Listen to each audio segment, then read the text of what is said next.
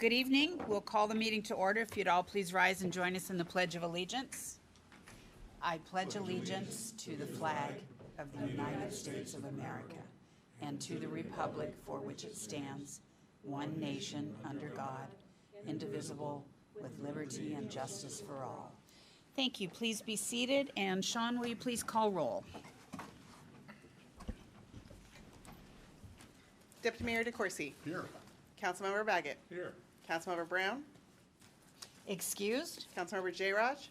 Excused. Councilmember Malenga. Excused. Councilmember Stearns. Here. Councilmember Trout Manuel. All right, so we do have a quorum this evening. We have one proclamation that was not on your agenda, council members, and it was brought to our attention by Councilmember Stearns. So I will go over and read it. Actually, do I need to? I'm not presenting it to anyone. Can I just read it from here? I think I'll do that then. All right, it makes it no less formal. It just means there's no one coming up to accept it, so I will read it from here. Mayor's Proclamation. Whereas legendary UK band The Clash was founded by Joe Strummer, Mick Jones, Topper Headon, and Paul Simonon. All right, in 1976, intent upon channeling their generation's passion and awareness into a socially conscious message and call to action. And whereas this year marks the 41st anniversary of The Clash's masterpiece, London Calling, a powerful record that laments the destructive forces in our society and calls upon the power contained within each one of us to change the world one song at a time. Whereas International Clash Day celebrates the band's message of anti-hate, anti-fear, and pro-multiculturalism, unity, and tolerance. The musical, cultural, and political impact of The Clash continues to inspire countless bands, artists, and individuals to use music as a tool for social change. And whereas International Clash Day originated in Seattle by KEXP DJ Jonathan Richards, and every February 7th, cities and music lovers worldwide come together to celebrate International Clash Day, and city governments, radio stations, record stores, and music venues on all 7 continents will mark the occasion with special programming, spotlights, official city proclamations, and more. And now, therefore, I, Nancy Backus, Mayor of the City of Auburn, Washington, do hereby proclaim February 7th, 2020 as the International Clash Day in the City of Auburn and recognize the Clash for their notable and important contributions to 20. So, Mayor, Councilmember Stearns, thank you for bringing this to our attention. We appreciate any opportunity that we can to bring attention to an opportunity to create peace and to bring people together. So thank you very much for that. How about if I hand it over to you? There you go. Thank you very much. All right, we will move along. Do we have any agenda modifications this evening? Your Honor, an updated resolution 5490 has been provided to council. All right, council, you all have your copy, correct? All right. We have no public hearings this evening, so we will move right to audience participation. This is the place on the agenda where the public is invited to speak to the City Council on any issue. Those wishing to speak are reminded to sign in on the form that was provided, and please keep comments to 3 minutes. Is there anyone that would like to speak? Please come forward, give your name and address for the record. Yes, my name is Bob Zimmerman from 33029 46th Place South. I recently got confirmation from an attorney that cities and counties are pretty much free in this state to pick and choose the laws and codes they choose to enforce. Previously, I have just been told that in order to have any cause for action over all the issues I have raised, we had to have property loss, serious injury, or a fatality. I finally found an attorney who would speak a little bit truthfully. Either that or they'd say, well, it's beyond our field of expertise. And I was just asking him how we could save some lives with this gas pooling thing. Okay, now in the last month, we've had this gas program, this tank business that I've talked about before, We've had the wind blowing pretty much full time into that pool. And of course, Mayor Backus told me recently, and I was there the night the chief said this stuff, that he agrees that there's no problem. That's even more concerning than these people in the city that say it's not a problem. Now, I spent a decade working in hazardous atmospheres. I've seen this stuff happen. And I'm concerned about the safety of the people that work for that guy, quite frankly. I am sure that most of you would agree with me that saving a few dollars and putting people's lives at risk is probably one of the most disgusting, sickening things that can be done.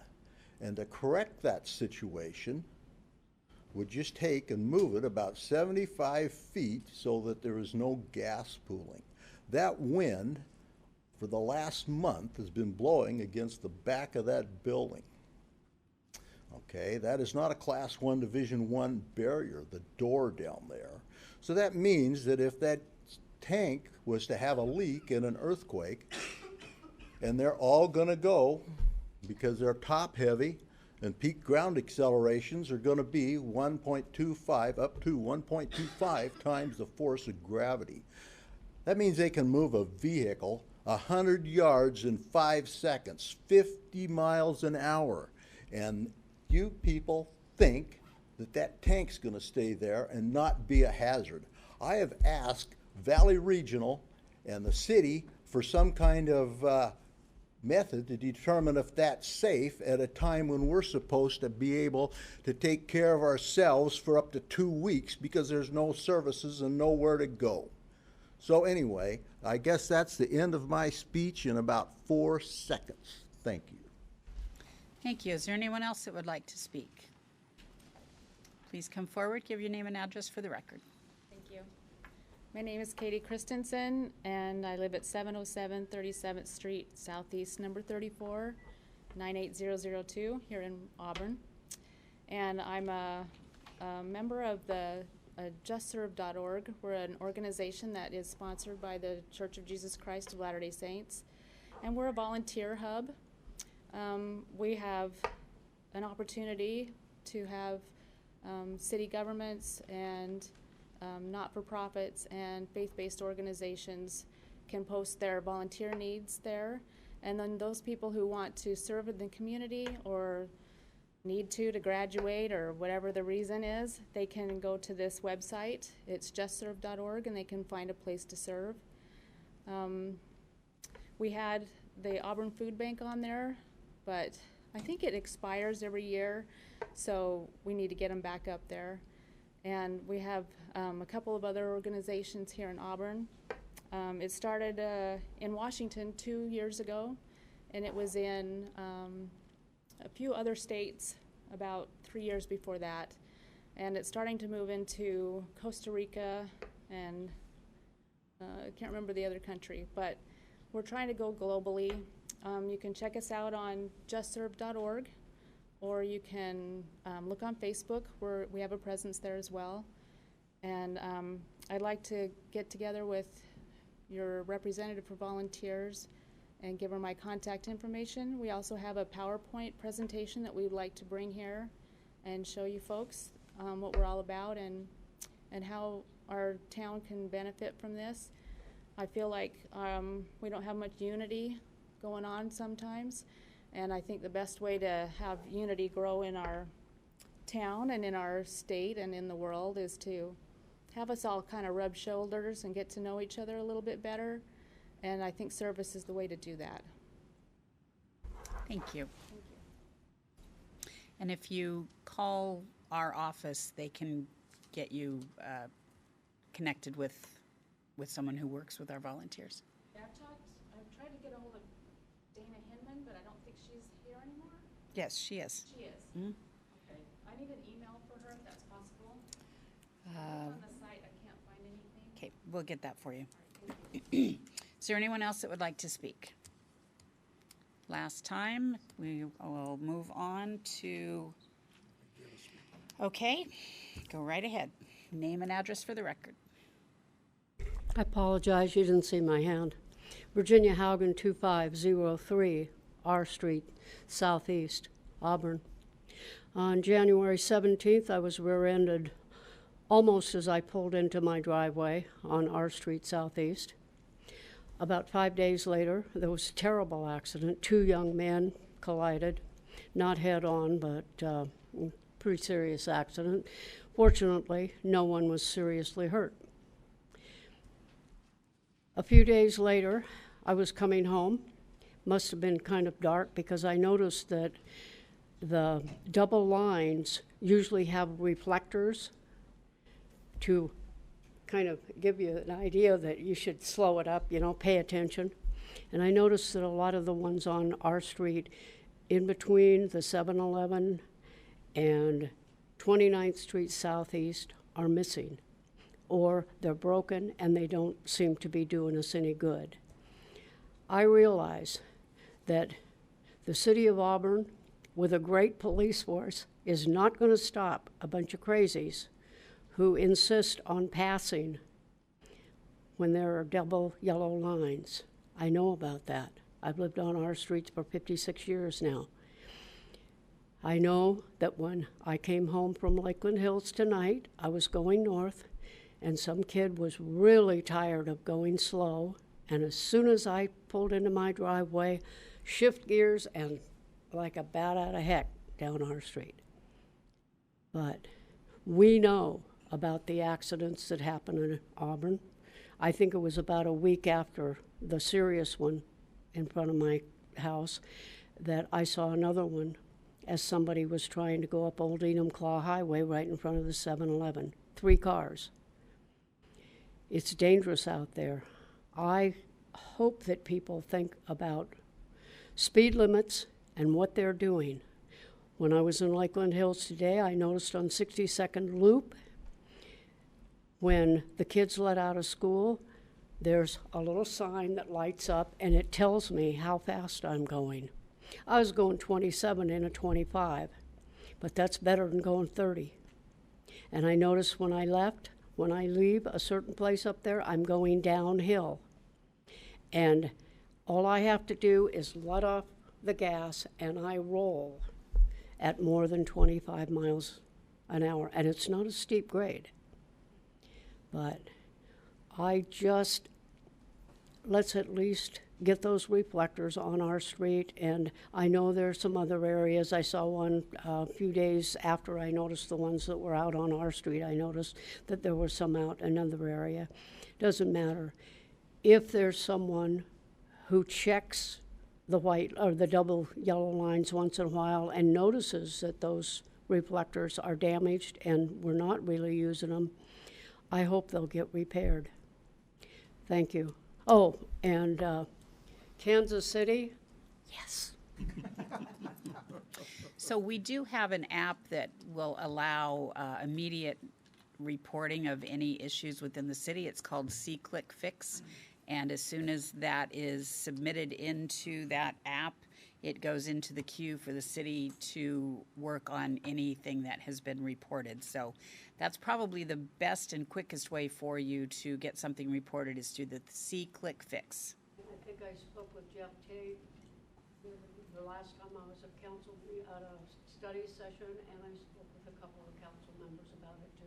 Thank you, Nancy. Mm-hmm. All right, is there anyone else that would like to speak? Okay, we will move on. We have no correspondence. We will move to council ad hoc committee reports.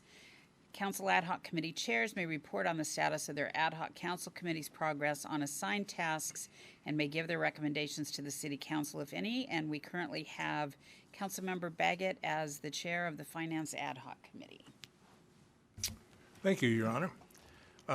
We reviewed about 33 pages of claims vouchers this week, and actually it covered a period between, actually dated the 3rd of February. Our committee reviewed the vouchers for the claims and also the payroll, and the claims vouchers came to $2.6 million. We did not have any questions or complaints relative to those entries, and the payroll vouchers came to $2.7 million. And that covered the period of January 16th through January 29th of this year. We recommend approval by the council. Thank you. All right, consent agenda. All matters listed on the consent agenda are considered by the City Council to be routine and will be enacted by one motion in the form listed. Do we have a motion? Deputy Mayor DeCoursey. Thank you, Mayor. I move to approve the consent agenda. Thank you. Do we have a second? Councilmember Trout Manuel. I second that, Mayor.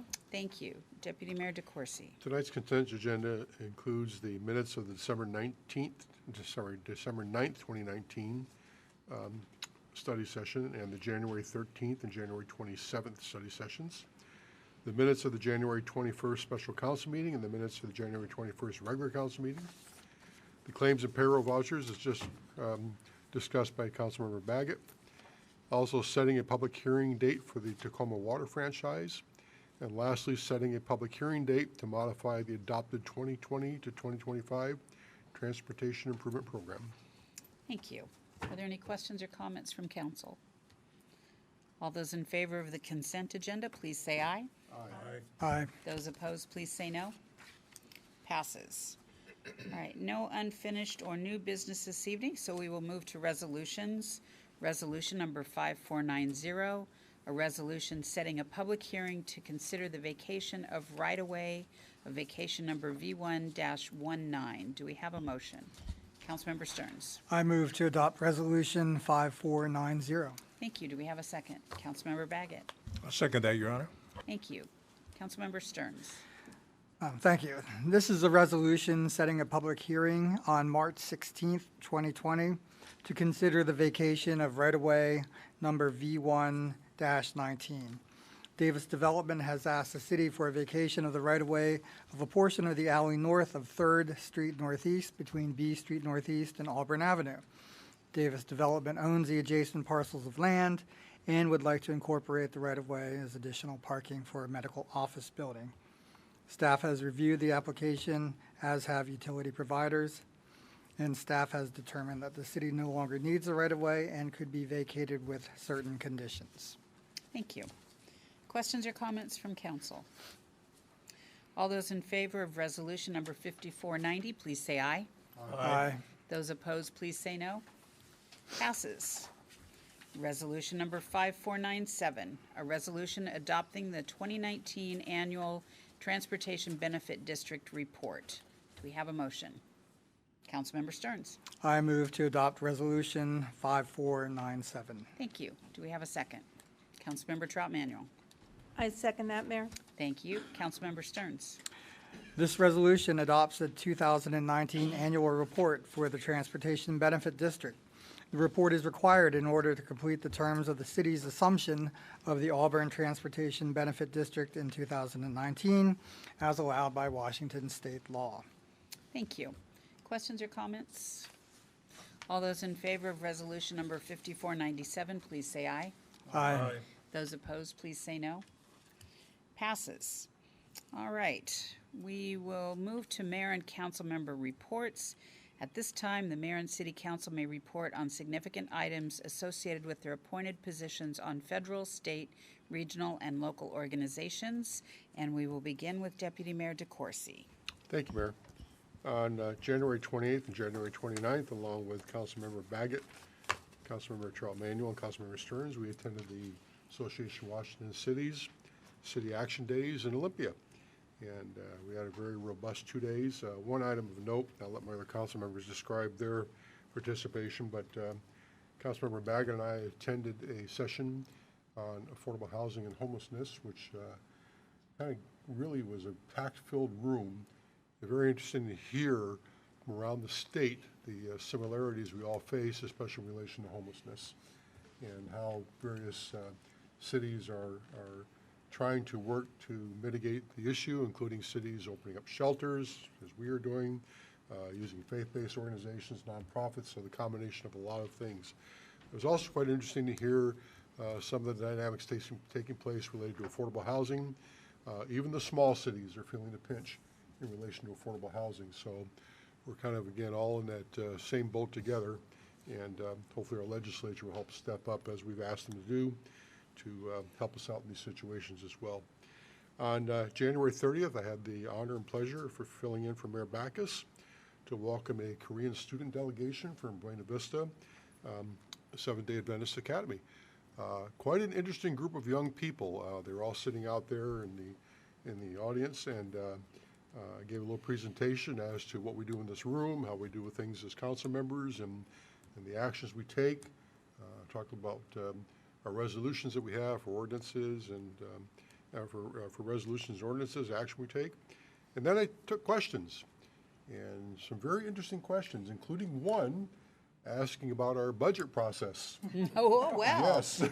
That was quite impressive. I did not tip them off No, before I that was left. quite impressive. So we had a pretty good, robust discussion on that, and then we handed them the Gosenko's chocolate at the end, and on their way. We had a chance to talk to the teachers as well. They all came up to the dais up here, and we were sitting here, and they took a lot of pictures, and a young man was sitting to where the mayor sits, and I mentioned to him, I said, by the way, if you're sitting there, you're the mayor. So the first thing he did is he grabbed the gavel and he pounded the gavel. So he was right in tune with what he needed to do. So very, very great group of young people, and it was a lot of fun being with them that afternoon. From there, I left here to head to Tukwila. We had a special meeting for our Affordable Housing Committee that evening, and we spent about close to 3 hours meeting that night. And we had a special meeting because at our last regular meeting, in discussing some of the issues that came about, we ran out of time. So we called a special meeting to address the other two issues we had to work on, which included one for planning policies to address the need for affordable housing to very low-income households, and then the other was to address the affordable housing goals and housing needs by the area median income percentages. And again, when we look at the needs, the greatest need in the region is still the 0 to 30% of the AMI. Quite interesting, Stephen Norman, who you all know from the Housing Authority, is a member of that committee. And he was mentioning some of the restraints that the housing authorities are currently going through again, especially in relation to Section 8 vouchers. The housing authority will be opening up their voucher application process this month. It stays open for 2 weeks. Last time they opened the voucher list was 2017. They had over 20,000 applications. And what the housing authority does is they take 10% of that, about 2,000, and in a lottery system on the application, so no particular method. They just choose everything by lottery. And those 2,000 applications or applicants go on a list. And that doesn't mean they're going to get a voucher. It means they're on a list. And Mr. Norman mentioned that the average turnaround for Section 8 vouchers, the housing authority has about 10,000 vouchers. The average annual turnaround is about 300 vouchers a year. So we can see again that the waiting lists are years long in relation to households trying to get some accommodations in relation to the program. And again, as a committee, we were looking at more government intervention, and by government intervention in this part means yes, the state, but definitely the federal government, as they continuously fall very short of what we need to have in our nation for addressing the needs of housing affordability and for those in the very low income groups. There were a number of recommendations on these issues as we were around the table, and I did my report to council. But as those are disseminated and returned back to the committee, I'll share those with the council, and we'll publish those. You'll see a lot of different strategies and how we can take a look at our future needs and where we need to go for, hopefully, for meeting the needs of affordable housing. And this lastly, I talked last time about region-wide, we have lost 92,000 affordable rental units. In relation to the 0 to 30%, over the last 7 years, we've lost 4,000 of those units. That's a huge impact to a small group of people that need housing desperately. So even the 0 to 30% households are being more impacted by the loss of that housing for them. So that's my report. Thank you. Councilmember Trout Manuel. I made up my notes, and I was just trying to retrieve them, and I didn't save them. So as Mr. DeCoursey said, we all went to Olympia, and we each had a specific item that we needed to talk to, and mine had to do with public safety. And I talked about how to make sure that the city continues to receive our funds on for our human resources, and also to get our funding for the training that our police officers, when we hire them, to make sure that they continue putting the money, funding our the money so that we can get our police officers trained a lot not quicker, but be able to have the money there to get these young men to go through the training and come out, and we have them in our police force. This is something that, as we went to AWC the first day, they talked about, we all went to different workshops, and I went to the one also about having to do with the police training, and there was several people. The room was full, like you said, your guys' was full, and the biggest concern is a lot of the people, there was a lot of gentlemen that were ex-police officers or ex-chief officers, and also state patrol officers that have become council members to try to get things fixed. And their biggest concern is making sure as well to make sure we have the money in place so that we can get these police officers trained properly and get them into the police force, because a lot of them are starting to retire, and we need to get that list up to get new recruits and stuff. So that was one of the highest priorities that they were talking about, both in AWC and in Olympia. Also at my regional law and justice, I'm on the board on that also with Sound City Association, and that was another thing that we had prosecutor attorneys and we had police officers talk about the need. The DV prosecutor attorney talked about how many guns that they have confiscated from perpetrators that have used weapons on threatening the women, or another thing that they have been noticing, that in the state of Washington, the highest rate of suicide has to do with guns. And so they've been working very hard on trying to collect these guns, and they're being very successful in King County.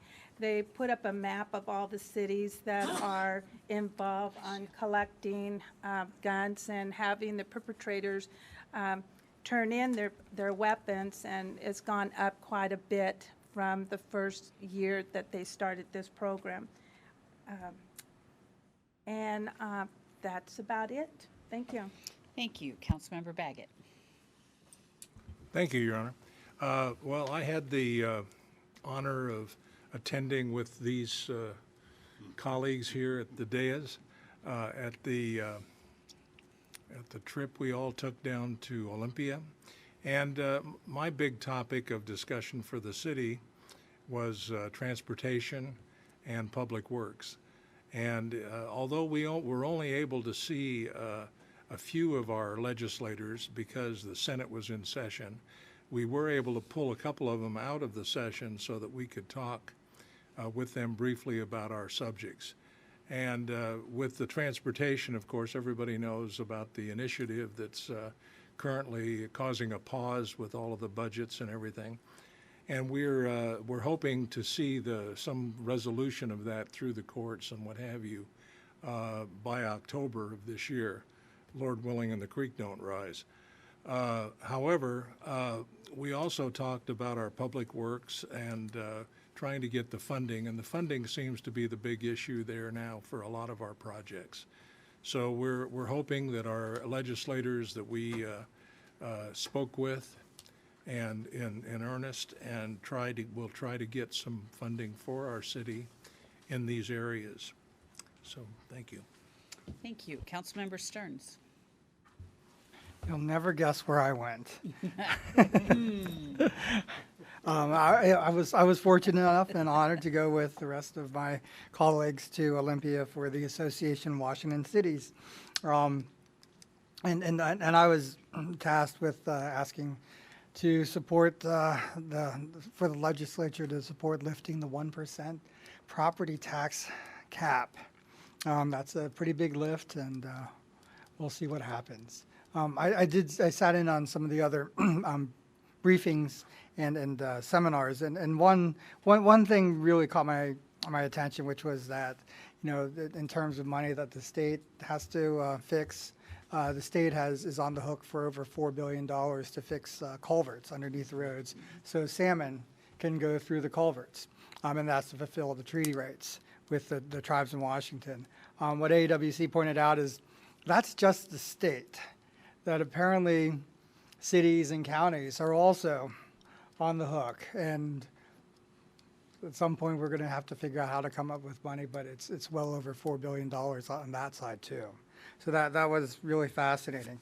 I also had a chance to attend the next day the Puget Sound Regional Council meeting for newly elected officials, and they just gave us a very broad overview of trends in the region. I think one that really stood out to me was, the Seattle metro region is the 7th fastest growing region in the country of all the large cities.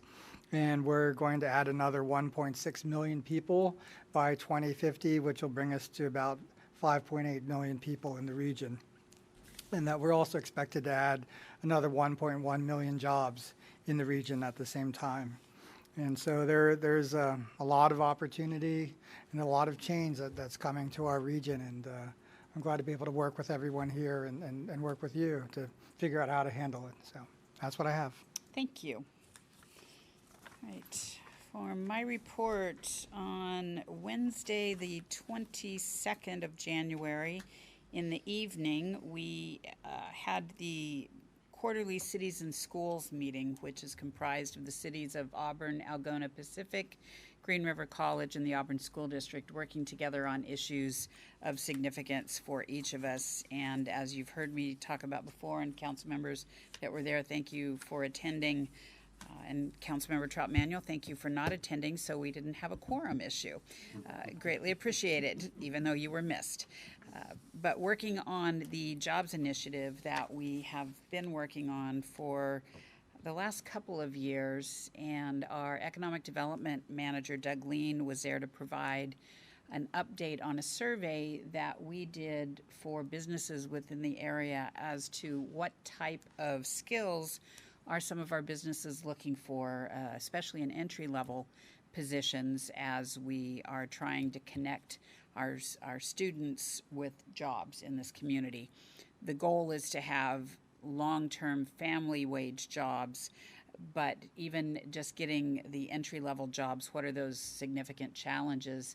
And the respondents all seem to feel that there are just some very basic things that are not either being taught or that aren't expected from employees, and that includes showing up on time and customer service and showing up on time and understanding what they are responsible for when they were there. So that was quite an interesting survey.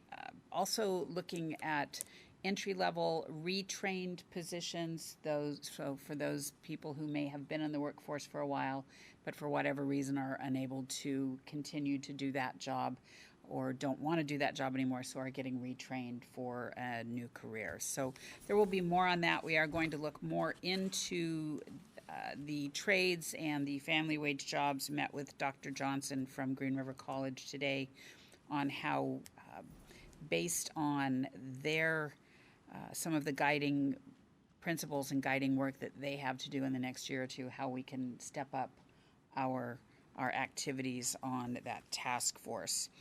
Very early Friday morning, the 24th at 1:30 a.m., I met down at the Auburn Food Bank to participate in the one-night count, or the point-in-time count for homelessness within the Auburn community. There were several of us there. We went out until 6 a.m. Each group had a guide that went along with them, the guides that we had available that night. And we had Sean, who has been a guide with me for the last 4 years, and also Niles and Benjamin. Guides are either individuals who are currently or formerly have been homeless. And so the thought process there is that they are better able to understand the challenges, even identify areas where people may be sleeping out in the elements. And so really appreciate the work that was done, and a big thanks to Debbie Christian, who is always coordinating this effort, along with Jamie Kelly, who is in our Parks Department. They work very well together, coordinating our activity. The counts will not be available for a few more months as the data is collected throughout King County. We will be grouped with Southwest King County, so there won't be any specific numbers for Auburn, but my sense is that number will increase in Southwest King County, even though last year Southwest King County was the only portion of the county that had a decrease in homeless population. Then the next day, Saturday, along with Councilmember Trout Manuel and Councilmember Baggett, I attended the Marshall Island Washington celebration. Thank you for staying when I had to leave to deliver some prepared remarks. Always a very fun group to interact with. We had Senator Hasagawa there, who also is very supportive of the Marshall Island activities that occur within our city, and a huge thanks to Pat Bailey for all of her work in coordinating the city's efforts along with the group. Then that night I had the opportunity to once again MC the Miss Auburn Scholarship Program. This year, Miss Auburn is Cammie Worden. Cammie, this is her second time being Miss Auburn. She did a great job. And then our Miss Auburn Outstanding Teen is Maddie Lindsay. And one of the judges this year was Councilmember Robin Malinga, who we realized was a contestant in the Miss Auburn program. I will refrain from saying what year. That would be up to her to say. And she did a great job. As far as I know, she thoroughly enjoyed her time being a judge. We were also down in Olympia on the 28th. However, we did not attend the AWC Action Days training classes. We were down to meet with Representative Sullivan and then Entenman, and stopped by newly appointed Jesse Johnson's office just to say hi. But putting in some requests for funding for the resource center that we are now creating down on Auburn Way North. So stay tuned for that. We are hopeful that there will be some funding available for us in the budget this year.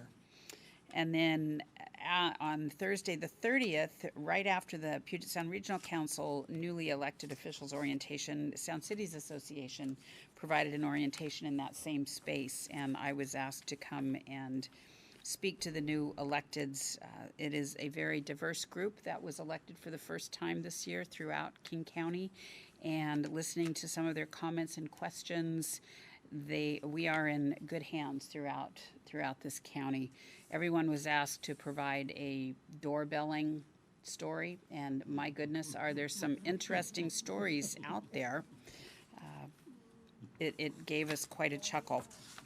And then I will be down in Olympia again tomorrow morning, leaving at 6 a.m. for an 8 a.m. hearing on House Bill 2907, which is the business tax that was just announced last week, that was supported by Mayor Durkin and Executive Constantine. Unfortunately, the cities outside of Seattle were not included in any of that discussion. So while I will be there not in support of or in opposition of, I will be there to ask that they slow this process down until we can understand the full impact of taxing businesses on any employee that makes more than $150,000 in King County. There are some good reasons, or there are some good intent behind this bill. However, I think there needs to be a great deal more discussion and bringing in the cities outside of Seattle into that discussion.